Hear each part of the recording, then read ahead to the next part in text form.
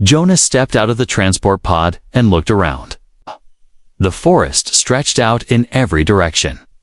Tall silver trees shimmered in the morning light. Strange blue birds flew between the branches.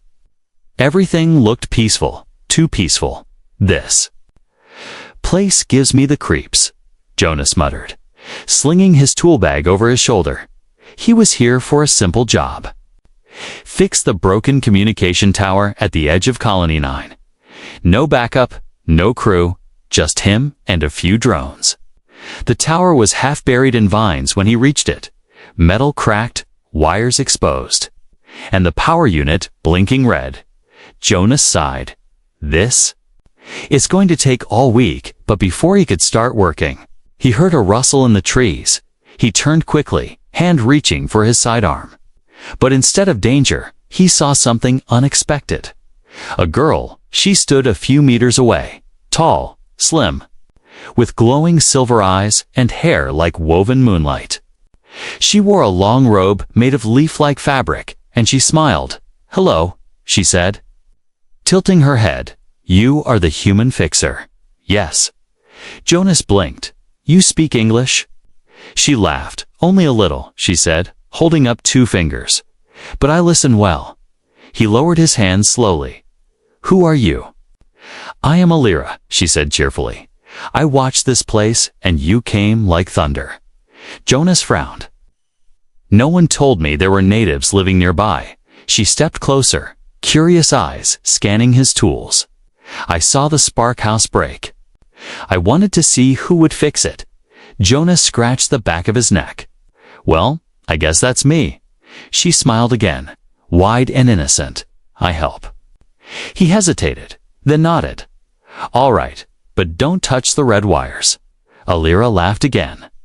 "Like wind chimes, I will not." "Promise." And so they worked for the next few days. Alira returned every morning. She brought fruit, water, and strange wrapped food that Jonas secretly liked more than the ration packs. She asked endless questions about Earth, machines, and even how humans laugh. Jonas tried to keep his distance at first. She was too friendly, too perfect, but slowly he let his guard down. They talked, joked, even sat together at sunset, watching birds fly across the orange sky. She laughed through the day, every day, bright, beautiful, and carefree, but something still felt off one evening as Jonas replaced the final core in the tower. Alira appeared late. Her hair was messy, and her smile looked forced. She sat on a rock and didn't speak much. "You all right?" Jonas asked, wiping sweat from his forehead. She nodded quickly. "Just tired," she said. "Laughing is work too." "Yes?" He chuckled. Sometimes night fell. Jonas finished for the day and sat near his tent, a small fire crackling. He watched the stars, wondering how someone like Alira could live so deep in the woods, alone. Just past midnight, he heard footsteps. He turned, expecting a deer or maybe a scout drone, but it was her. Alira stood at the edge of the light, her face pale, eyes wide, arms wrapped around her chest. She walked slowly toward him, shaking Alira. Jonas stood up. "What's wrong?" She stopped in front of him, breathing hard. I was not supposed to care," she whispered. "They told me. Just learn. Just make you trust." "What?" She looked up, eyes filled with tears. "I lied to you," she said. "I was told to talk to you, to smile, to keep you near. But I didn't think it would hurt like this." Jonas took a step back. "Wait, what are you saying?" She dropped to her knees, shaking. "I didn't mean to feel this way," she cried. "I didn't mean to care about you." He knelt beside her, stunned. Alira leaned into him, tears soaking his shirt. "I'm sorry," she whispered. "I didn't want to lie anymore." He wrapped his arms around her, unsure what else to do. She cried softly in the firelight. The girl who always laughed, now broken and afraid. Then Jonas saw it, in the trees just beyond the fire's glow. 3. Tall figures stood, watching silently. Eyes glowing faint green in the dark. Not human, not friendly. Jonas's heart froze. He held Alira tighter. Something wasn't right, and whatever this was, it was just the beginning. Jonas didn't sleep that night. Alira had cried herself too. Sleep in his arms. She looked so small now, so different from the cheerful girl who had laughed just a few hours ago. But Jonas couldn't forget the three shadows watching from the trees. Their glowing green eyes still burned in his mind. As the fire crackled low, he scanned the forest again, but the shadows were gone. He wanted answers. But more than that, he needed to know if Alira had betrayed him, or if she had just been caught in something bigger. Morning came slowly. The sun pierced through the silver trees. Alira stirred, sitting up quietly. Her eyes were red, but her voice calm. "You didn't run," she said softly. Jonas stared at her. "I wanted to," he admitted. "But you needed someone to stay." She looked down at her hands. "I wasn't supposed to feel anything," she whispered. "They sent me to be kind. To get close, they said humans were dangerous. Selfish." Jonas frowned. "Who are they?" Alira stood and stepped away from the campfire. She pointed toward the dense woods. "My people," she said. "My elders." She turned back to him. "They believe the humans poisoned the land." Jonas shook his head. "That's not true." "Maybe." "Not," she said, "but they believe it. They think your machines brought sickness to the soil." Jonas rubbed his forehead. "And they wanted you too." "What?" "Tricked me." Alira nodded slowly. "Yes," she said. "Learn your tools. Your codes, then give the knowledge to them and the others watching last night." He asked. "They followed me," she said, "to see if I had gained your trust. They'll think I failed now." Jonas stood up. "Then we're both in danger." Alira turned toward him, eyes wide. "You should leave," she said. "Go back to your people." But Jonas didn't move. "I'm not running," he said. "Not without the truth." Alira hesitated, then nodded. "Then I will show you," she said. They packed quickly. Jonas carried a small drone, a scanner, and a pocket light. Alira led him through narrow forest. Trails deeper than he had ever gone. Hours passed. They walked under twisted roots and glowing vines. Strange bird calls echoed overhead. And sometimes Jonas felt they were being watched.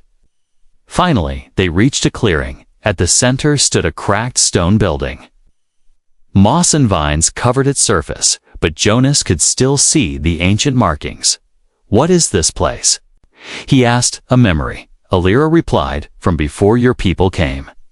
They entered through a narrow doorway. The air inside was thick, musty. Alira lit a blue crystal that glowed with soft light. The walls were covered in carvings, images of humans, ships, weapons, and forests turning black. "This is the story my people remember," she said. "Machines landing, rivers drying, plants dying." Jonas scanned the walls, frowning. "It's not accurate." He said, "We built farms." "Yes, but the sickness was already spreading." Alira's face was quiet.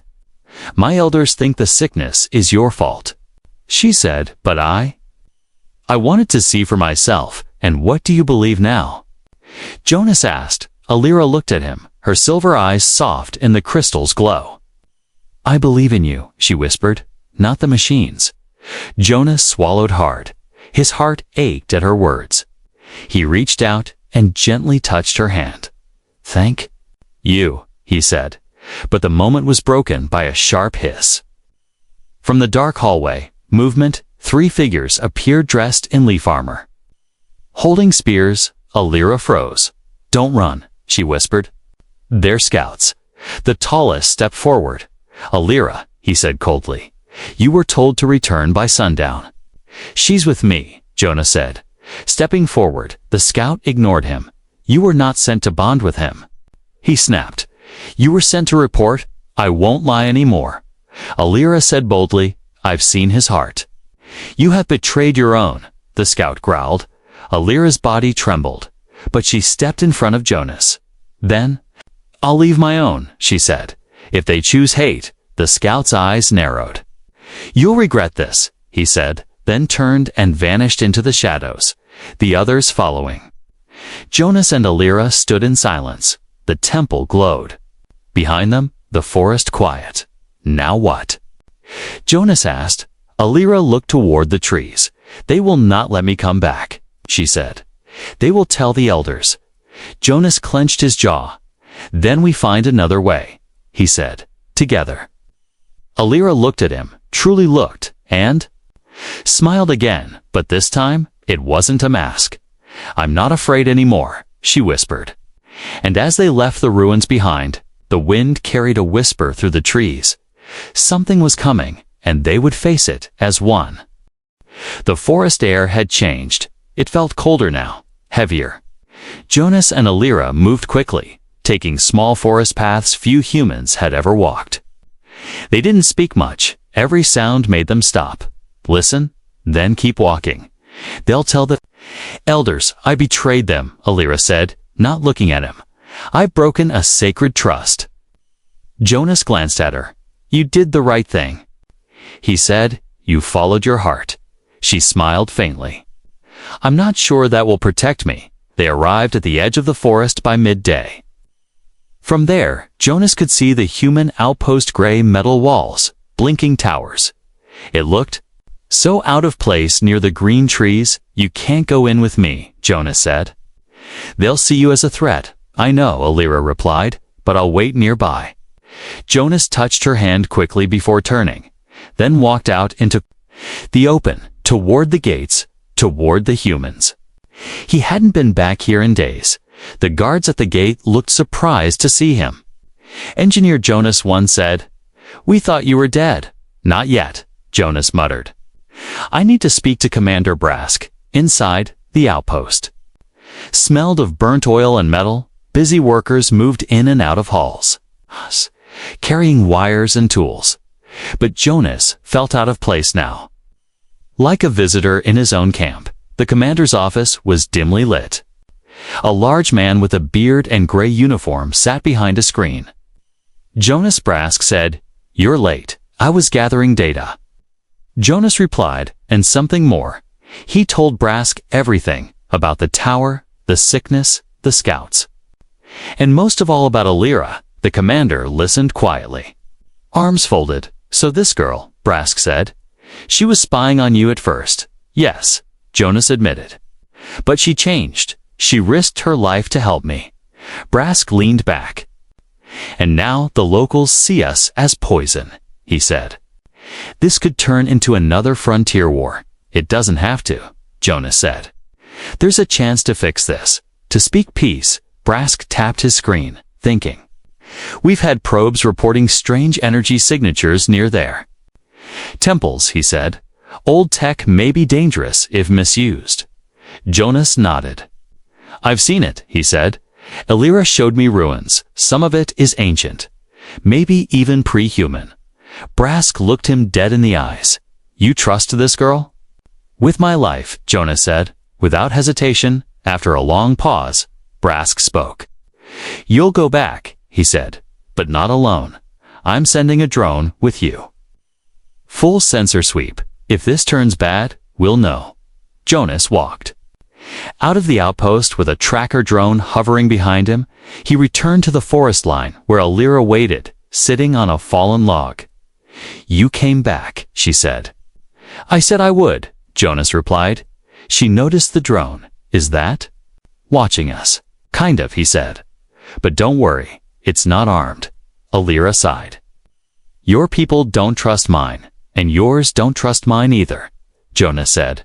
"But maybe we can still change that." She stood and led him deeper into the woods again, but this time not toward ruins, toward her village. Jonas had never seen it before, hidden in the trees, built of woven wood and light crystal. Dozens of her people walked slowly, eyes watching him, some with fear, others with hate. Alira spoke to a tall woman with golden beads in her hair, her mother. They argued quietly in a language Jonas couldn't understand. Then the woman turned to him. "You are the human she trusts," the elder said. "Yet you carry a watcher, Jonas." Stepped forward. "It's not a weapon," he said. "It's a promise." The elder raised an eyebrow. "A promise of what?" "That I'll be honest," Jonas said.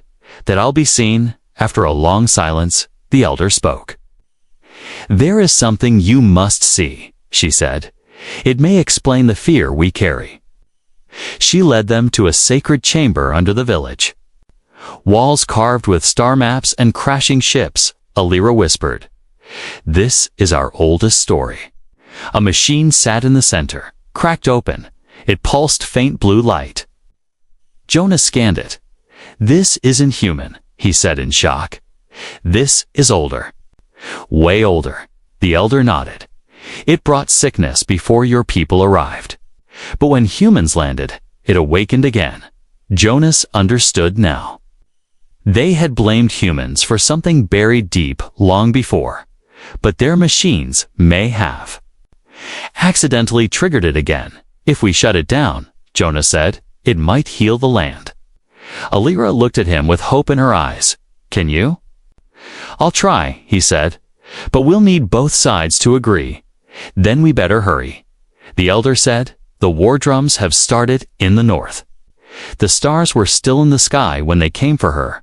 Alira had barely closed her eyes. Curled beside the sacred chamber, Jonas was still checking energy readings, his scanner humming low. He didn't hear the footsteps right away, but Alira did. She stood up quickly. The soft leaves rustled under her feet. 3 warriors from the outer tribes stood at the edge of the village. They wore blood-colored paint and long-boned spears. Their leader pointed a sharp finger at her. "You brought the human," he hissed. "You let him see what was sacred." Before Jonas could say a word, they grabbed Alira by the arms. She didn't fight. She didn't cry. She just looked at Jonas and smiled gently. "It's okay," she whispered. "I will make them listen." "Wait, she didn't do anything wrong." Jonas shouted. "She's trying to stop a war." But the warriors ignored him. One shoved him aside. Another took her crystal band, her link to the village. Alira was dragged through the trees toward the outer camp. Jonas tried to follow, but a sharp spear blocked his path. "She's not your concern anymore, human," the warrior said coldly. "Go back to your kind." Jonas clenched his fists. But he had no weapon, no power here. Not yet. They took her to a stone circle deep in the jungle. Elders from all tribes had gathered. Torches lit the sky in orange flame. Voices were loud, angry, full of fear. She gave secrets to the invaders. One elder shouted, "She let the watcher into our land," said another. Alira stood in the center, silent, head high. "Yes," she said. "I did," the crowd gasped. Jonas, hiding among the leaves, nearly fell forward in shock. "But not because I hate my people," Alira said. "I did it because I loved them." She turned slowly, looking at every face. "I saw truth in the human's heart." She continued, "I saw pain and care and kindness. I saw someone willing to protect us, not harm us." One of the elders stepped forward. "The sickness returned after the machines came," she said. "You expect us to believe this was chance?" Alira looked down, then said quietly, "I believe we woke something old, something sleeping, and I believe we can stop it together." But her words weren't enough. The elders murmured among themselves. One elder raised his hand. "She must be silenced," he said. "She is too dangerous." Jonas couldn't stay hidden anymore. He pushed past the guards and ran into the firelight. "No," he shouted. "If you blame someone, blame me." Gasps echoed through the camp. Some reached for weapons, but Jonas held up both hands. "She tried to stop me," he said. "She told me not to come, but I forced her to guide me." Alira looked at him in shock. He gave her a small nod. His turn to protect her. "She's not the one who broke your trust." he said. I am. The elders paused, confused, unsure. But then the same elder, who wanted silence, spoke again. Then both of you must be removed. He said, taken beyond the river, left with the cold. Jonas stood still, ready to accept it, but Alira stepped forward again. Let him go, she said. He does not know our ways. I accept all punishment. No, Jonas tried to argue, but she turned her head slightly and gave him the softest smile he'd ever seen. I'll be fine, she whispered. Trust me. The elders agreed. Alira was taken away under guard. Not in chains, but far from free, Jonas returned to the village.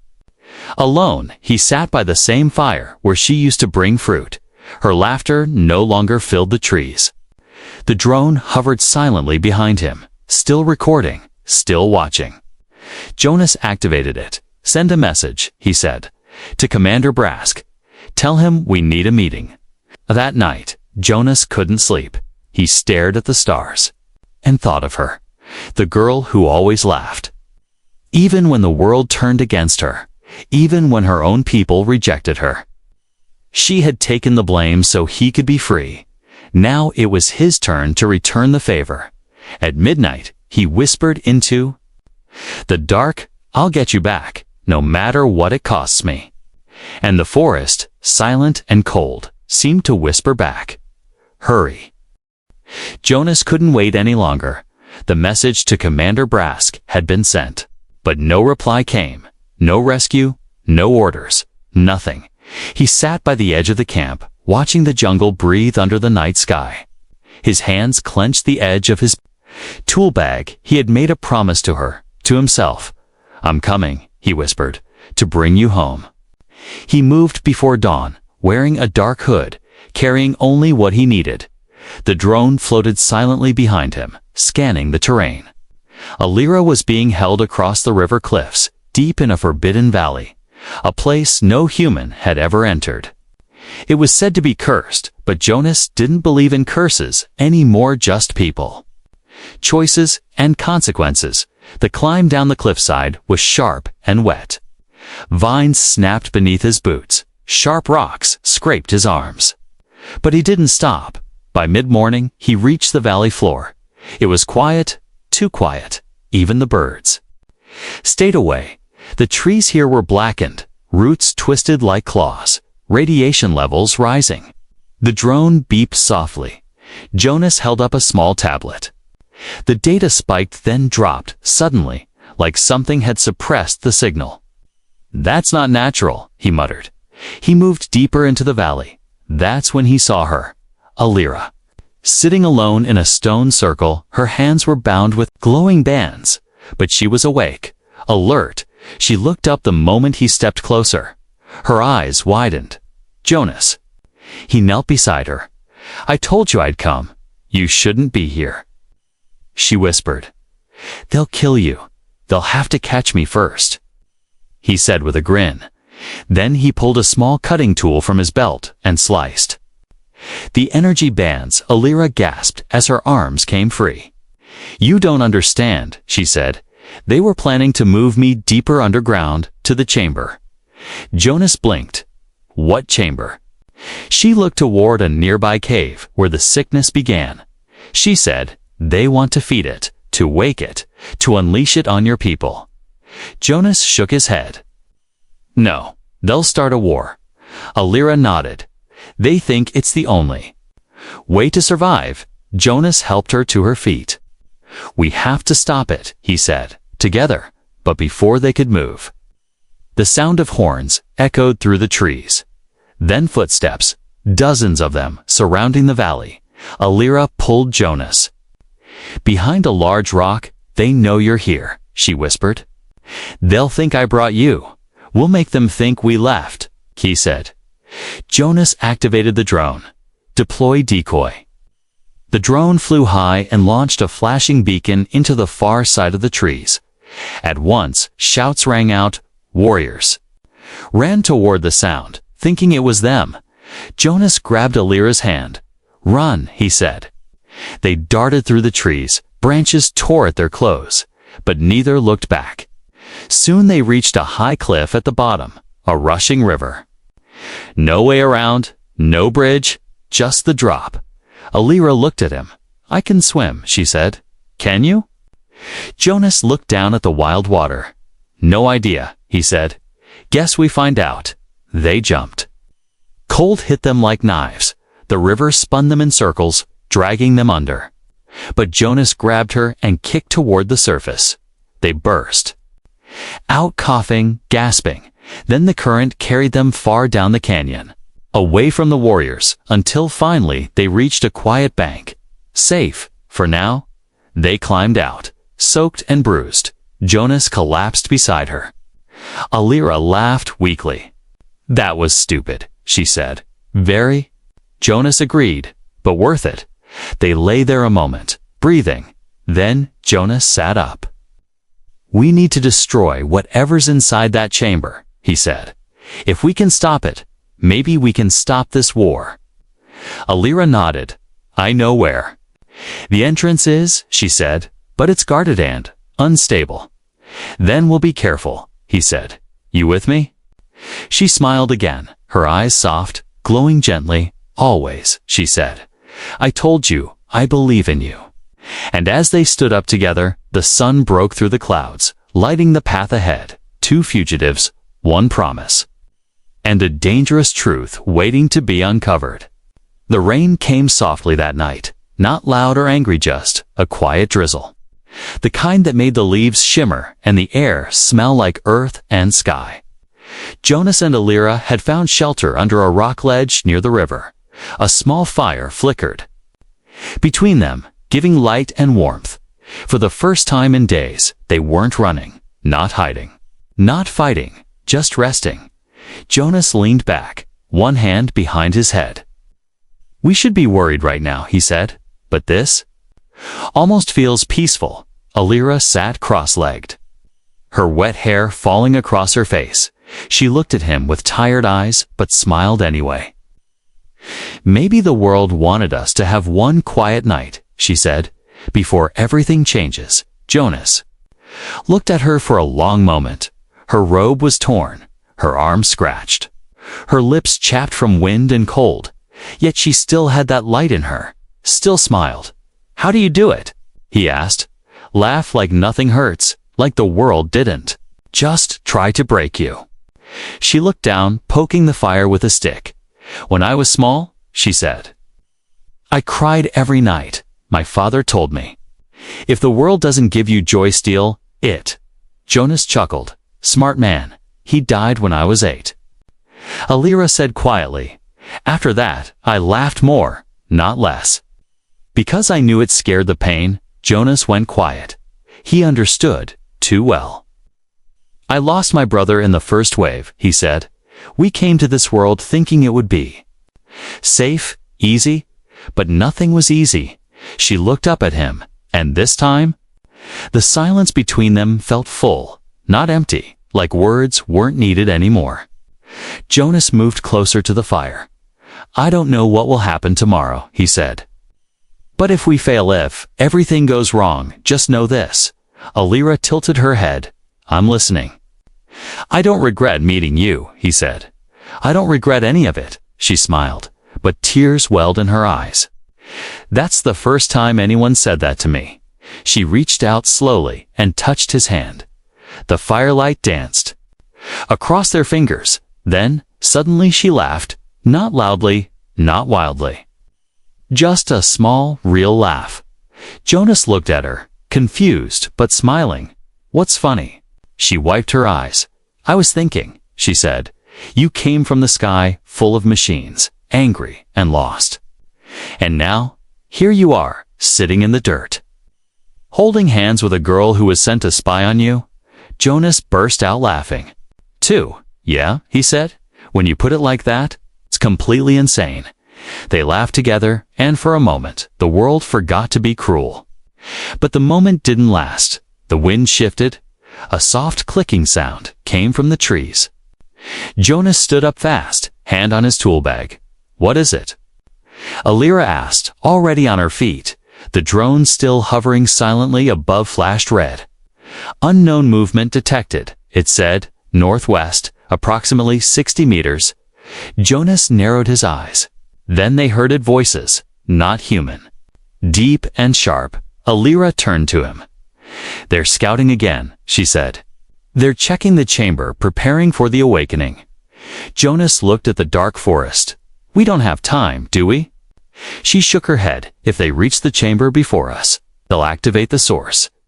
Jonas grabbed his scanner and stuffed it into his belt. "Then we go now," he said. "No more rest." They doused the fire, gathered their things. And without a single word more, they moved into the forest. The trees grew tighter as they walked. The light faded faster. But Alira knew the way, her steps silent, quick. Sure, Jonas followed her without question. Every time she paused, he paused. Every time she crouched, he crouched. It wasn't just trust now. It was something deeper. After 2 hours of fast walking, they saw at the entrance to the old chamber, carved into stone, pulsing with faint blue light.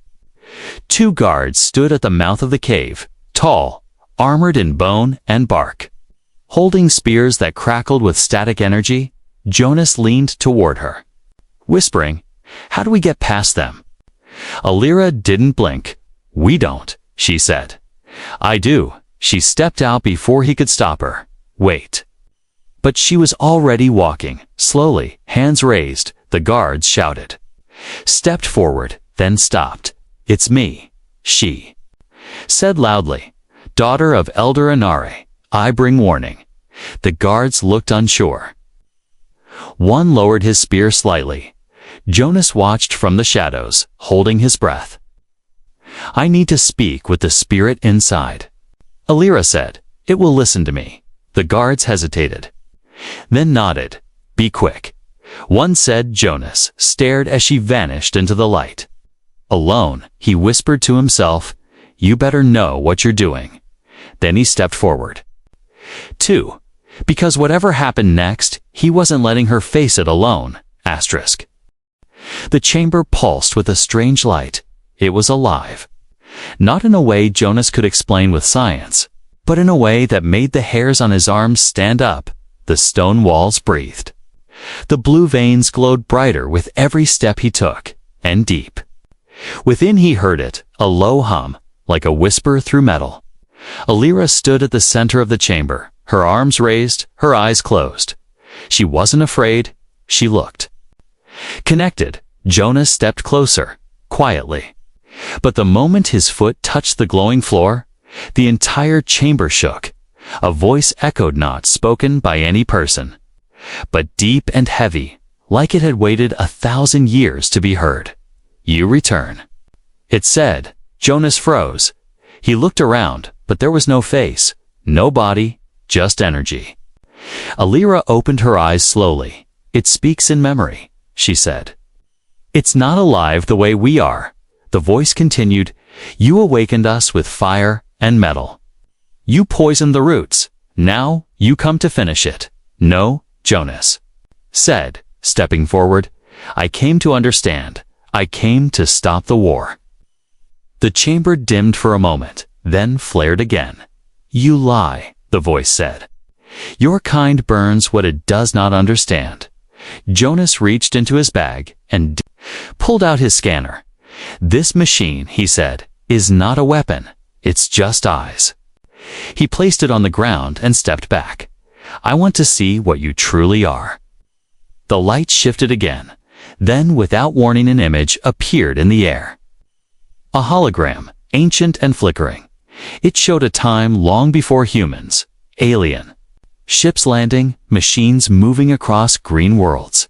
And something beneath the surface, growing, feeding on energy. Alira stepped beside Jonas, her voice calm. "This thing," she said, "was not created by your people. It was here before." Jonas watched the image change. The alien beings Alira's ancestors had discovered the same chamber. They tried to control it, worship it, even trap it. But it always lived. It never slept. "It feeds on division," Alira whispered. "Fear, war, anger. Jonas stepped forward, eyes locked on the central core. "Then we don't give it any more," he said. "We stop the war." The voice echoed again. This time softer. "You cannot undo what is done, but you may choose what comes next." Jonas looked at Alira, then took a deep breath. He opened a live channel through the drone, broadcasting his voice to both human and alien camps. "This is Jonas," he said clearly. "Engineer, survivor, and friend. I am here with Alira, daughter of the forest. We found the source of the sickness. It's not one side's fault." He stepped back so the camera could show them both standing before the pulsing machine. "This thing feeds on hate," he said, "and if we fight each other again, it will grow stronger until nothing is left." Alira took a step forward, speaking in her people's tongue, telling them the truth, telling them what she saw. Jonas watched as the screen flickered, then stayed solid. Commander Brask appeared, his face tired, but listening. "We hear you," Brask said. "Stand by then," another voice, one of the tribal elders. "Slow, careful, we will not destroy what we do not understand," he said. "Bring peace, and we will listen." The chamber dimmed again, the whisper faded, and then complete silence. Jonas and Alira turned to each other. She smiled gently. "You did it," she whispered. "No," he said. "We did." They stepped out of the chamber together. Outside, the guards had laid down their weapons. Rain fell gently again, but this time it felt different, clean. Alira looked toward the trees. "My people may not welcome me right away," she said, "but they will remember today." Jonas nodded, "And my commander is going to want answers."